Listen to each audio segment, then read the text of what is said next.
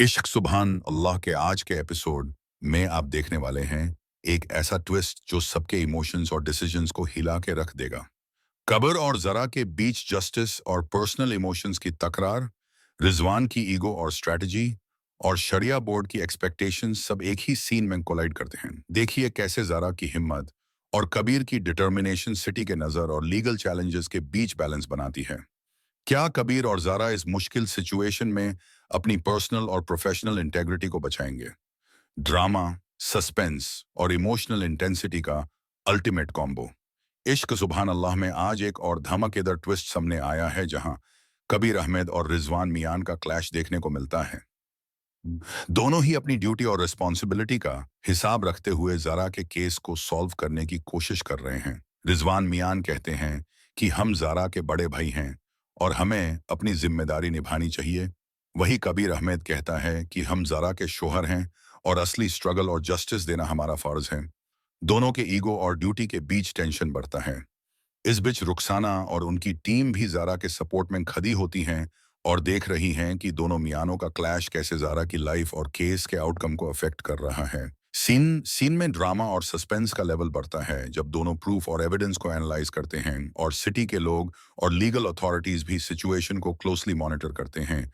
Zaara emotionally involved हैं और समझ रही है कि मिसअंडरस्टैंडिंग्स और क्लैशेस उनकी सेफ्टी और फ्यूचर को थ्रेटन कर रहे हैं। फिर कबीर और रिजवान एक म्यूचुअल अंडरस्टैंडिंग के साथ डिसाइड करते हैं कि दोनों अपने पर्सनल डिफरेंसेस को साइड पे रखकर केस का फेयर रेजोल्यूशन निकलेंगे। शरिया बोर्ड और लीगल एक्सपर्ट्स केस के प्रूफ और एविडेंस एवेल्युएट करते हैं और फाइनली कबीर और रिजवान टीम के साथ ज़ारा को सेफ रखते हुए और जस्टिस इंश्योर करते हैं।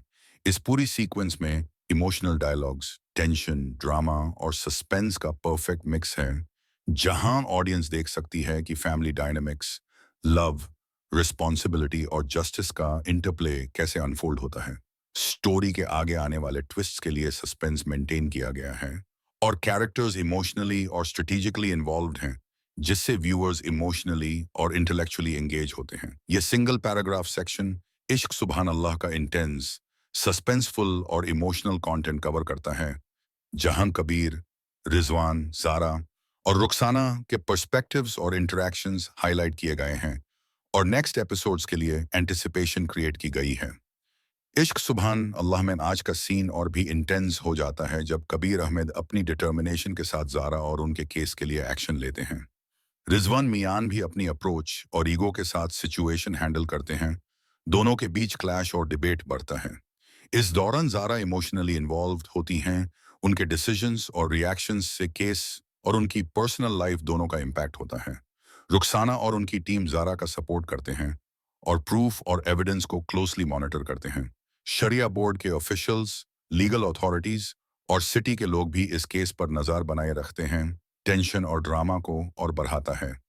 कबीर और रिजवान अपनी पर्सनल डिफरेंसेस को साइड में रखते हुए ज़ारा के लिए स्ट्रेटजी प्लान करते हैं और डिसाइड करते हैं कि कैसे जस्टिस और फेयरनेस दोनों मेंटेन हो सके।